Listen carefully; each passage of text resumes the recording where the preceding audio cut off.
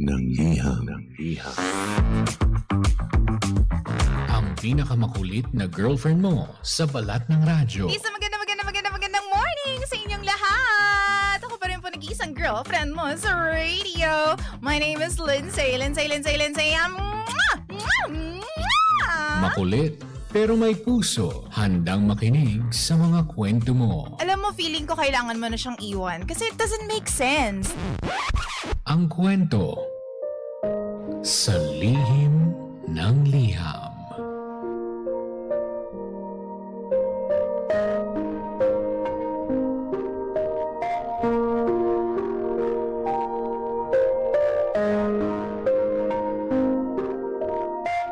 Mahal kong Lindsay. Tawagin niyo na lamang po ako sa pangalang Maricar. Araw-araw po akong nakikinig sa lihim ng liham at ilang araw na rin po akong nagmumuni-muni kung dapat ba akong sumulat dito. And now finally, heto na.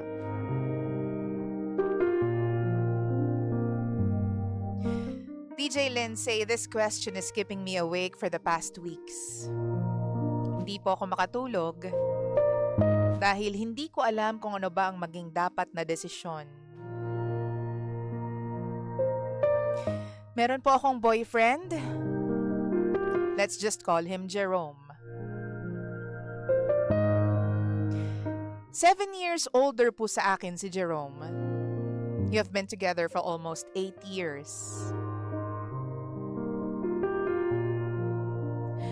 Yun nga lang, DJ Lindsay, ngayon lang po ako nakaramdam na parang gusto kong kumalas sa relasyon namin.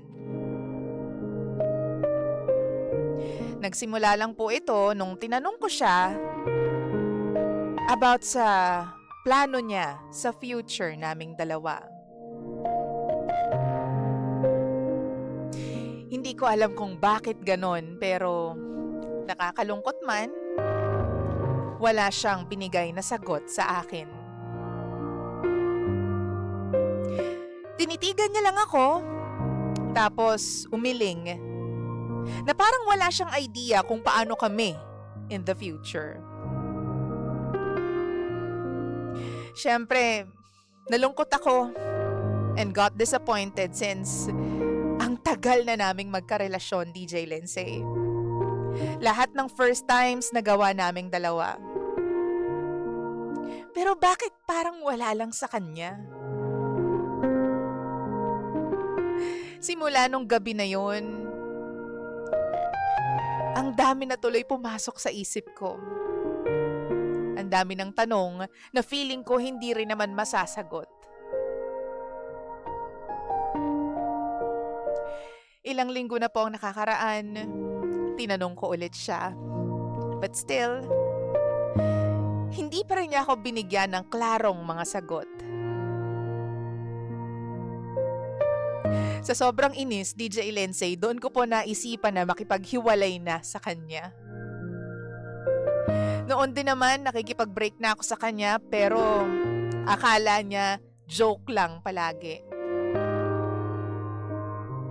But this time, I am serious for breaking up with him. Paulit-ulit kong tinatanong yung sarili ko, DJ Lindsay. Worth it pa ba na magstay with a man with no plans for you? Mabuti siyang lalaki. Mabuti siyang tao. Hatid sundo ako. Pero may mga times na medyo nakakasakal na nga yung pagmamahal niya. Mahigpit po siyang boyfriend sa akin. Minsan, wala sa lugar. Sample na lang, kapag may lalakarin akong requirements with my friends, magagalit agad siya. Walang valid reason.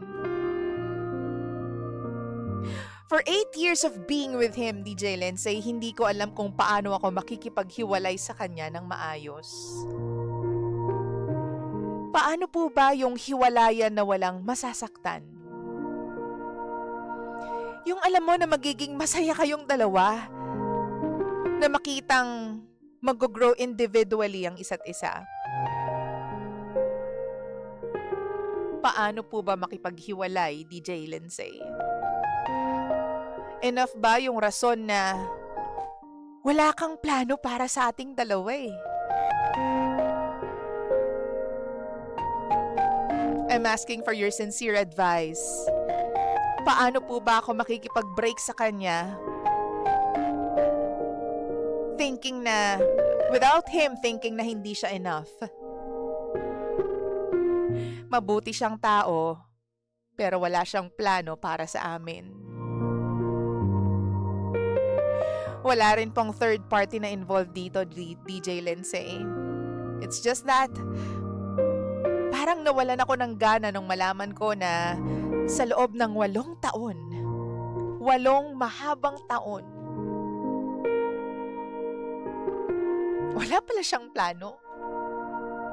Hindi man lang niya inisip yung magiging future naming dalawa.